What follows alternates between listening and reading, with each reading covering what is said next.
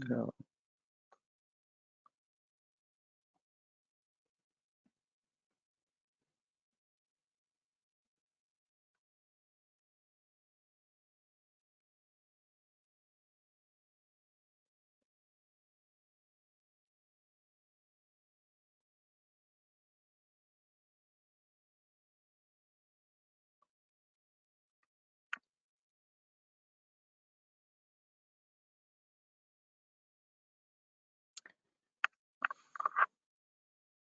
bonjour et bienvenue à notre webinaire Inscrire ou ne pas inscrire, là est la question. Alors je vois qu'il y a déjà 37 personnes connectées, mais le chiffre monte, donc je vais attendre un petit peu avant de démarrer le webinaire, quelques instants.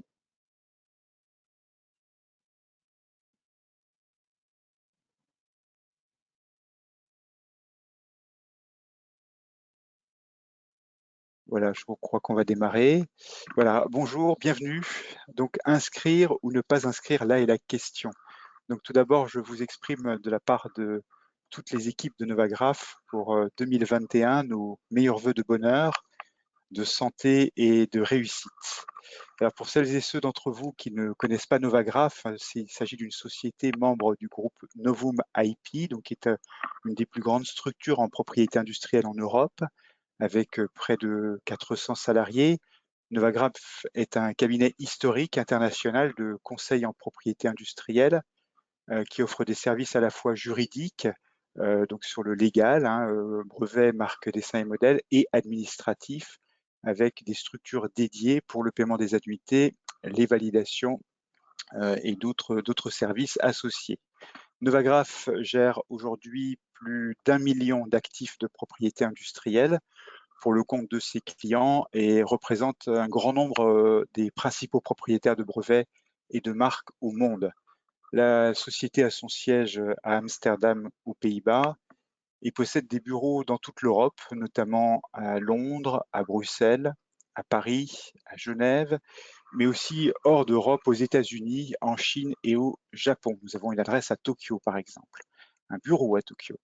Nous sommes le principal, Novagraph est un des principaux déposants de brevets et de marques au monde.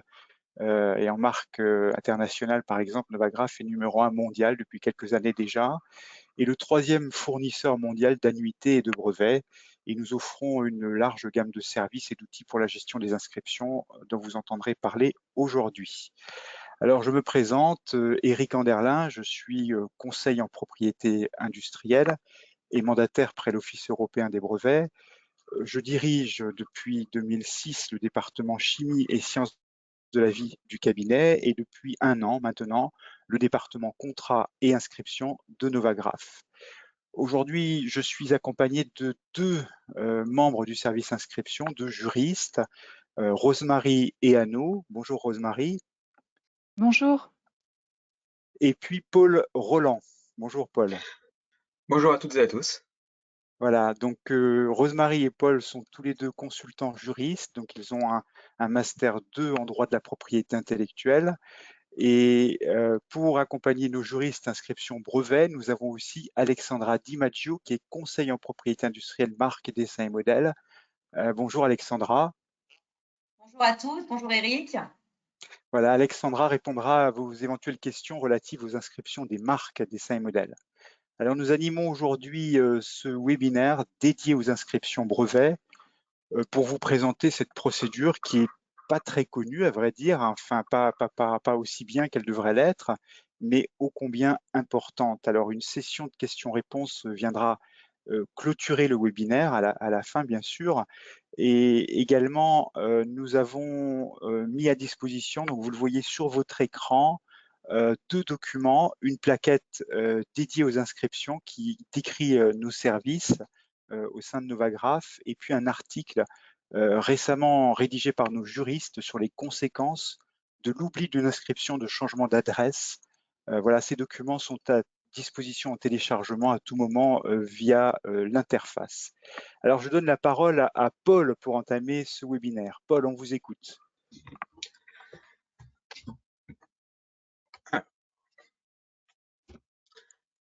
toute chose, il me semble nécessaire de correctement définir le sujet de notre présentation. Différents événements parsèment la vie d'un brevet et affectent les droits de son titulaire ou d'autrui sur celui-ci, d'un changement de propriétaire à la conclusion d'un contrat de licence.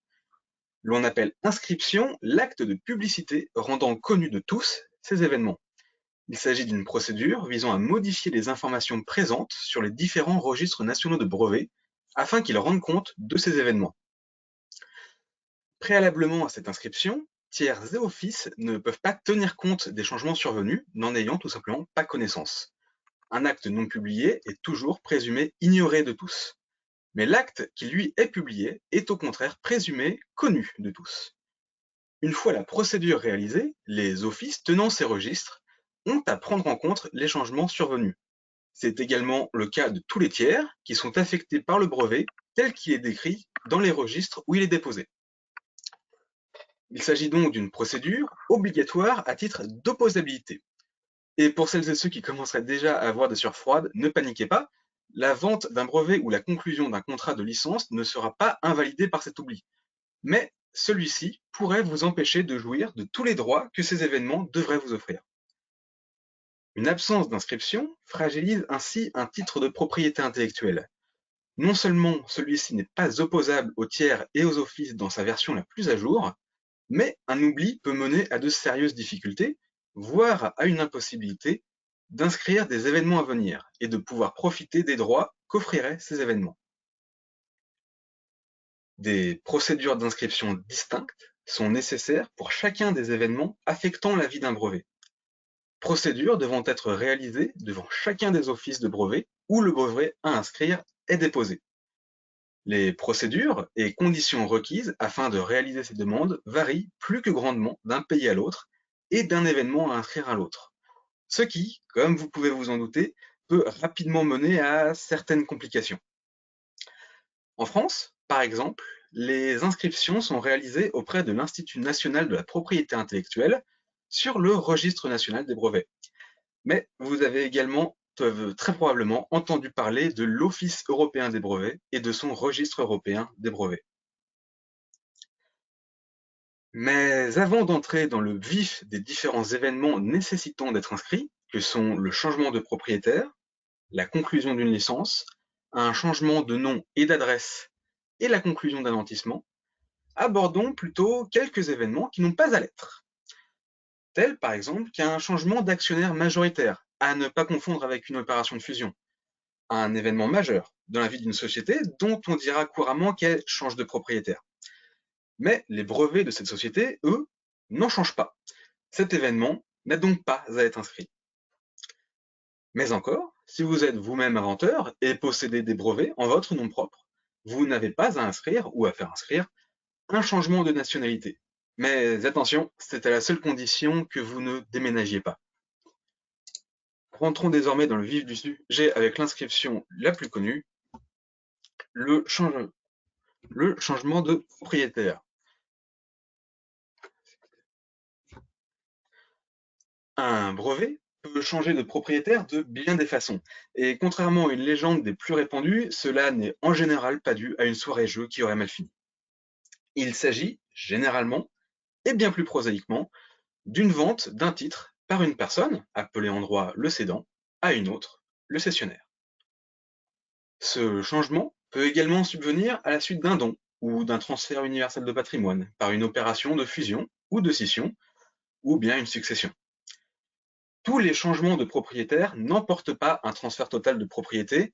Les cessions partielles ou ajouts de copropriétaires sont bien évidemment à inscrire. Et pourquoi inscrire ce changement, me demanderez-vous? Eh bien, c'est très simple.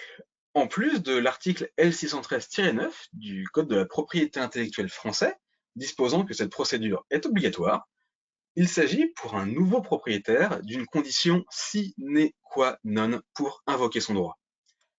À défaut d'inscription, un nouveau propriétaire ne peut pas intenter d'action en contrefaçon. La jurisprudence est très claire à ce sujet. Avant d'avoir réalisé cette procédure, seul le cédant peut intenter cette action, même après la conclusion du contrat. Et quand bien même la procédure d'inscription serait réalisée en urgence, il est possible que vous ne puissiez pas demander réparation pour les dommages survenus avant l'opération d'inscription. Cela dépendant de la manière dont le titre a changé de propriétaire et des stipulations contractuelles du contrat de cession.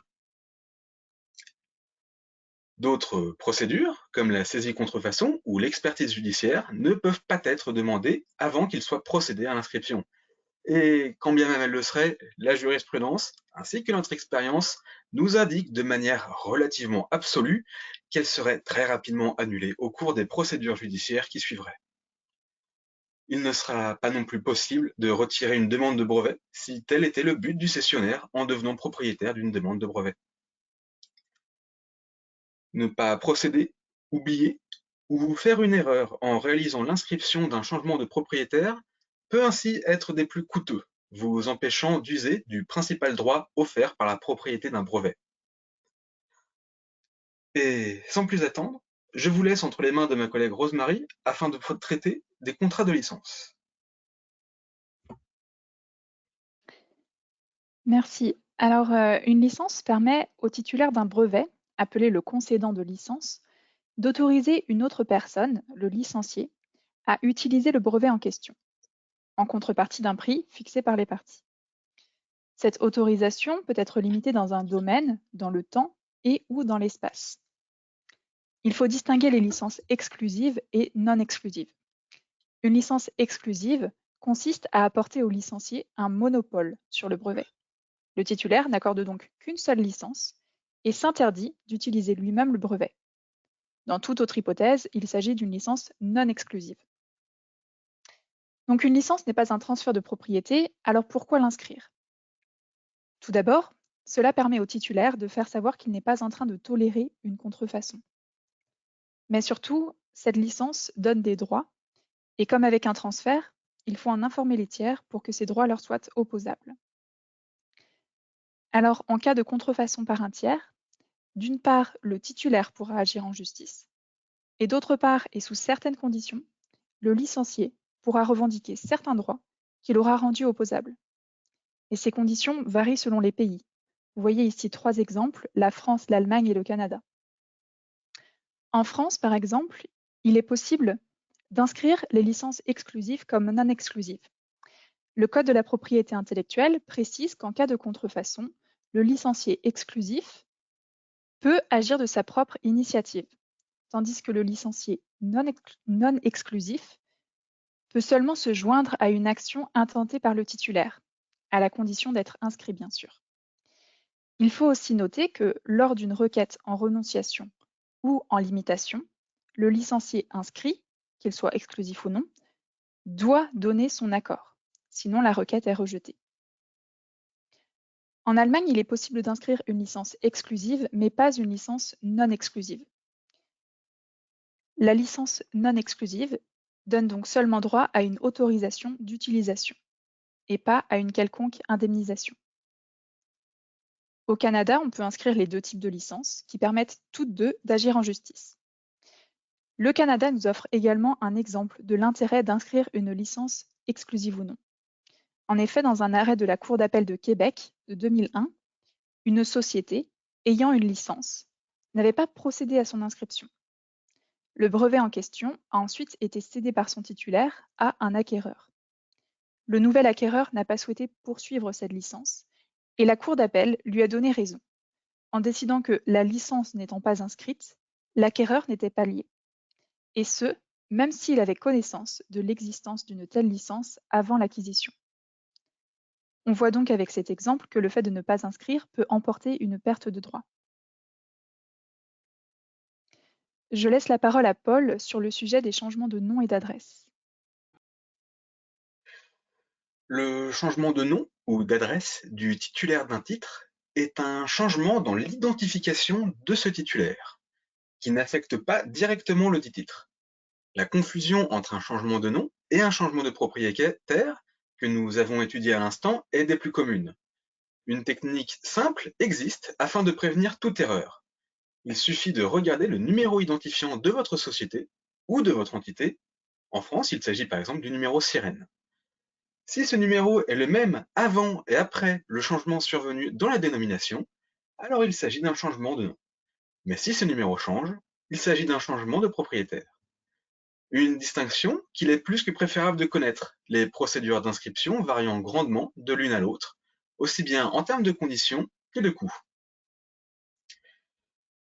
Comme le changement de propriétaire, l'inscription de ce changement est rendue obligatoire par le droit, qu'il s'agisse de l'article R613-57 du Code de la propriété intellectuelle français ou de l'article 72 de la loi Brevet du 24 juillet 2015 en Espagne. Mais le rapprochement s'arrête ici. En France, oublier d'inscrire un changement d'adresse ne vous empêchera pas d'intenter une action en contrefaçon, ni de la gagner.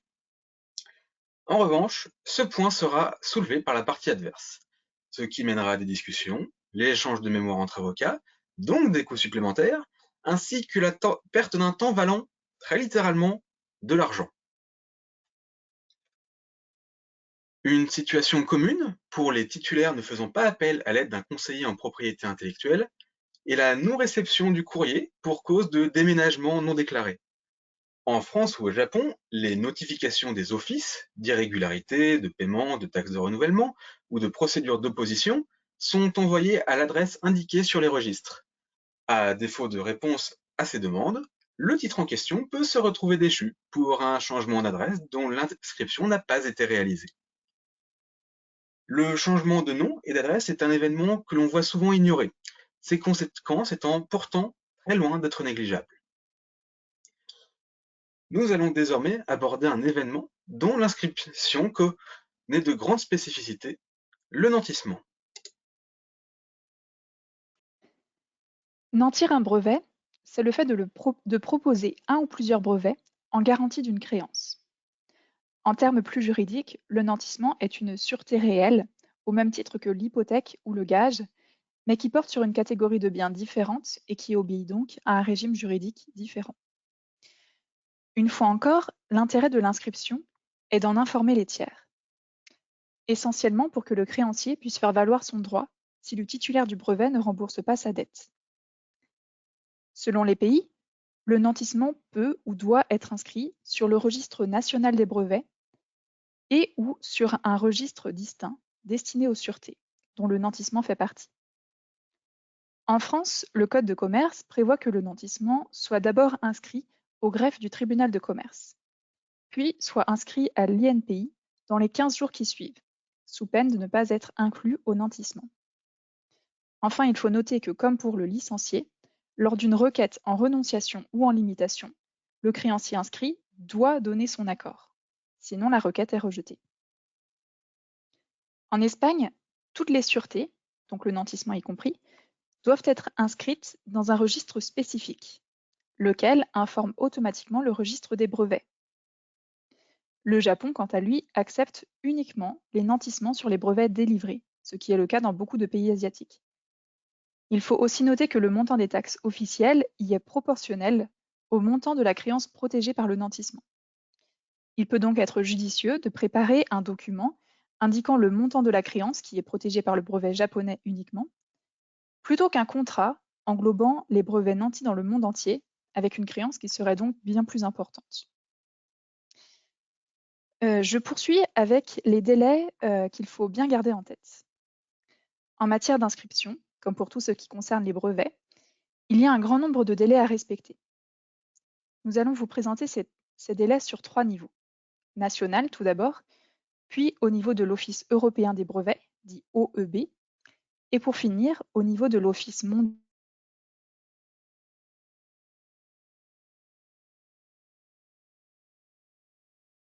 national, varie complètement d'un pays à l'autre. Je vais vous parler de quelques exemples qui ne seront bien entendu pas exhaustifs. On peut opérer une distinction entre les délais à partir desquels il devient possible de faire une inscription et ceux à partir desquels l'inscription n'est plus possible. En effet, dans un certain nombre de pays, il faut attendre que le brevet soit publié avant de pouvoir faire une inscription. C'est le cas, par exemple, en France. Et parfois, c'est la délivrance du brevet qui marque le début de cette possibilité. Et c'est le cas dans de nombreux pays en matière d'inscription de nantissement. Je peux par exemple vous citer la Chine, le Japon ou encore la Russie. Concernant les délais à partir desquels, à l'inverse, l'inscription n'est plus possible, je vais vous citer l'exemple de la Chine, qui demande des documents datés de moins de 3 mois. Cela peut être pour un changement de nom ou d'adresse, auquel cas il nous faut un nouveau cabis par exemple. Mais cela peut aussi être plus compliqué lorsqu'il s'agit d'un document devant être signé par les parties, comme un accord de licence. Si l'inscription n'est pas faite tout de suite, alors il faut que les parties signent un nouveau document, ce qui au meilleur des cas ralentit l'inscription et au pire des cas empêche tout simplement une inscription, notamment si le co-contractant a disparu. Je continue avec la procédure européenne qui permet d'inscrire un changement en une seule procédure, tout en ayant un effet dans un grand nombre d'États membres.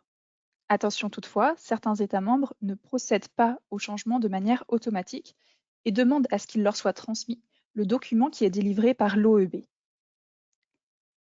Comme vous pouvez le voir sur ce schéma, l'inscription est possible à partir de la publication de la demande de brevet et jusqu'à la délivrance. Mais pour les changements de nom, d'adresse et les transferts, il reste possible d'inscrire pendant le délai d'opposition, qui est de 9 mois à partir de la délivrance, ou pendant la procédure d'opposition, si une telle procédure est lancée.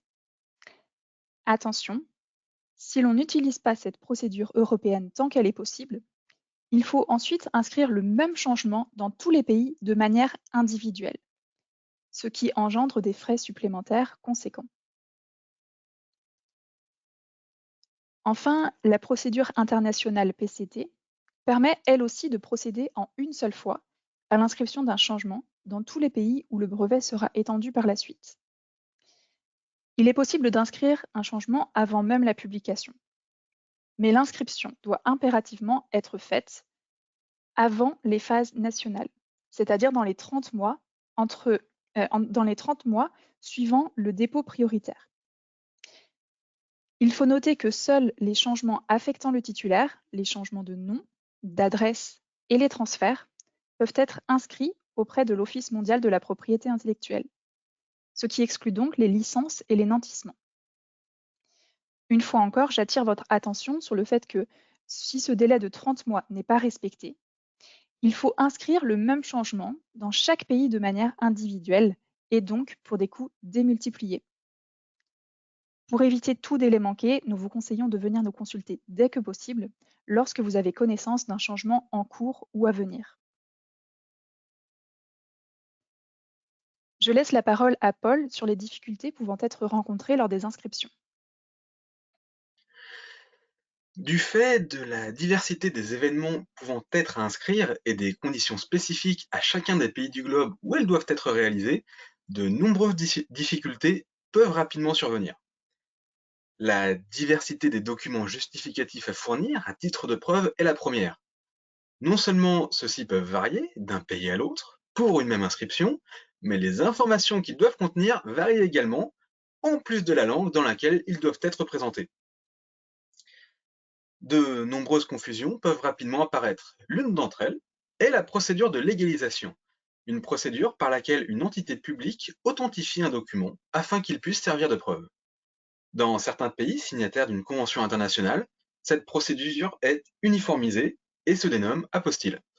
Mais dans d'autres pays, comme la Chine ou les Émirats arabes unis, il est nécessaire de demander cette procédure auprès de leurs ambassades.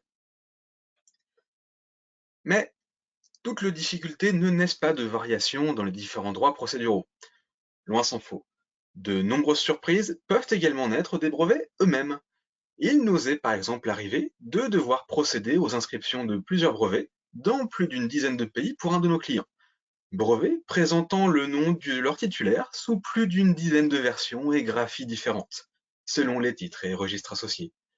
Ce qui nous a obligés à procéder à une grande campagne de recensement et à réaliser des documents permettant de réaliser l'inscription dans tous ces pays, nonobstant le nom enregistré des brevets.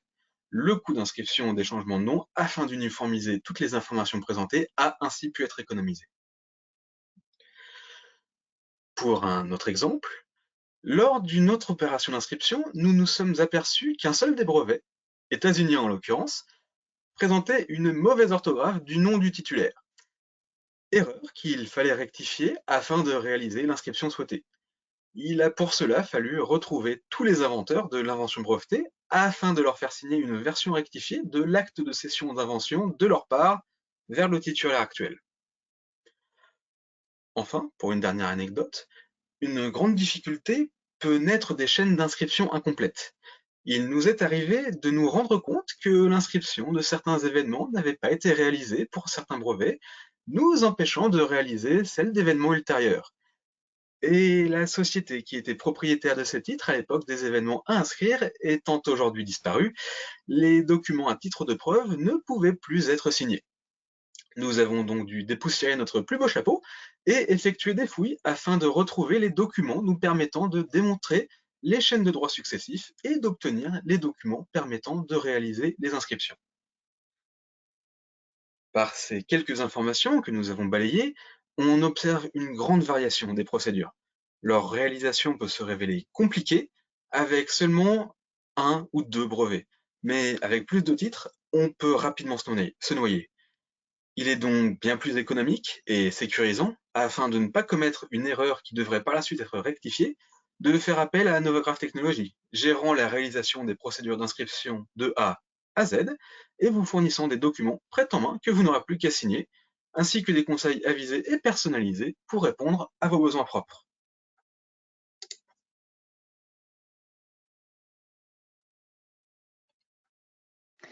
Pourquoi travailler avec Novagraph? Tout d'abord, car notre expérience de plus de 130 ans de la propriété industrielle et des inscriptions de brevets va vous permettre de ne pas avoir à vous soucier des nombreuses difficultés que peuvent représenter les inscriptions de brevets. En effet, cela fait plus de 20 ans que nous disposons d'un service dédié à cette activité. Il faut aussi savoir que nous réalisons en moyenne 25 000 inscriptions par an, et ce dans de nombreux pays, en nous adaptant aux situations. Des multinationales, des PME, des start-up, mais aussi des organismes publics comme les universités. Nous réalisons à la fois des inscriptions ponctuelles et des inscriptions en volume, lorsqu'un changement affecte tout un portefeuille, parfois jusqu'à plusieurs milliers de titres. Notre réseau international, composé de centaines d'agents dans plus de 80 pays, avec lesquels nous avons des tarifs négociés, nous permet de vous proposer une solution rapide et efficace à des prix attractifs. Enfin, notre service, composé de CPI et mandataires européens, de juristes et de traducteurs, est accessible avec une seule adresse: inscription@novagraph.com. Un point de contact unique pour la gestion complète de vos inscriptions à travers le monde.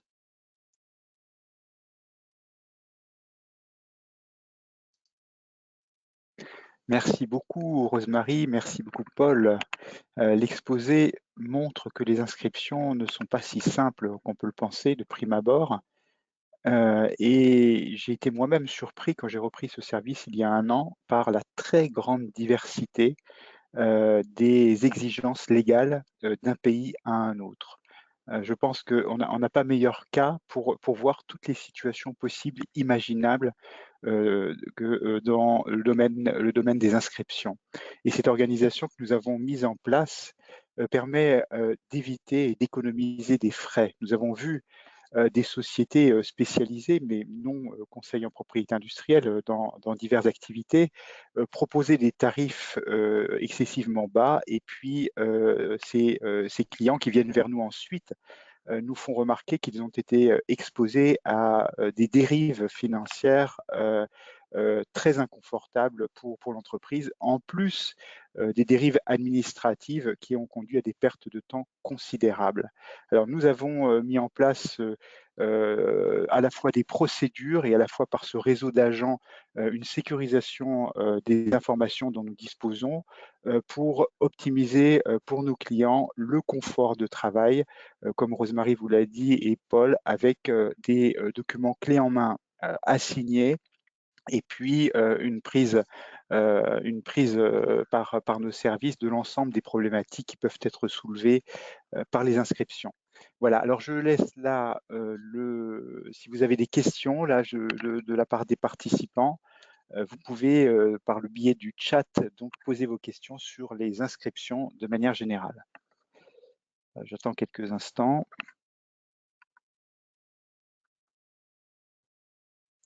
J'ai une première question. Alors peut-être pour vous, Rosemary, quels sont les effets du Brexit sur les inscriptions?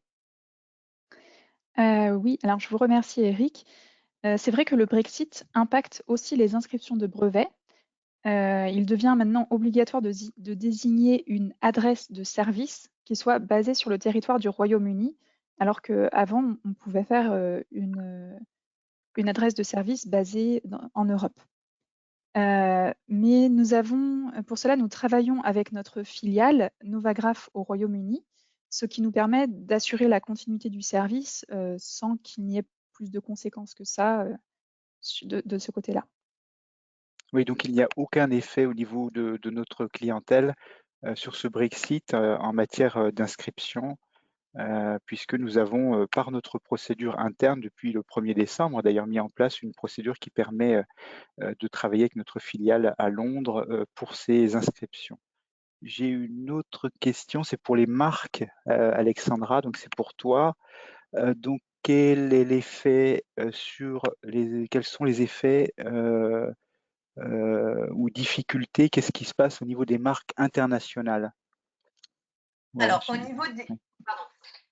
au niveau des marques internationales pour tous les divers événements qu'on peut inscrire, le principe est simple et l'application est un petit peu compliquée. Donc, on peut inscrire le changement dans beaucoup de pays par la voie d'une seule demande, un peu comme pour le brevet européen et le PCT, comme vous l'ont dit Rosemary et Paul tout à l'heure. En revanche, en fonction des événements à inscrire, il va y avoir des particularités, mais on peut, pour l'essentiel, déposer la demande d'inscription auprès de l'Office mondial de la propriété intellectuelle ou par le biais de l'office d'origine du titulaire de la marque internationale. Simplement, il y a certaines formalités pour lesquelles il faut être vigilant, notamment les inscriptions de licence, où il est parfois nécessaire de passer par certains offices nationaux qui ne reconnaissent pas, spécialement pour les licences, les inscriptions centralisées par le biais de l'OMPI. C'est par exemple le cas de la Chine ou du Brésil. Voilà, donc c'est pour ça qu'il faut rester vigilant sur l'application de ce principe qui est simple, donc soit l'OMPI, soit l'Office national d'origine du titulaire de la marque, mais avec des particularités pour certains pays et certaines formalités. Merci Alexandra. J'ai une question, peut-être Paul, pour varier, ça concerne alors donc c'est, attendez, la copropriété. Est-ce qu'il est obligatoire d'inscrire un contrat de copropriété sur un brevet? Alors, c'est effectivement une très bonne question et ce n'est pas le cas.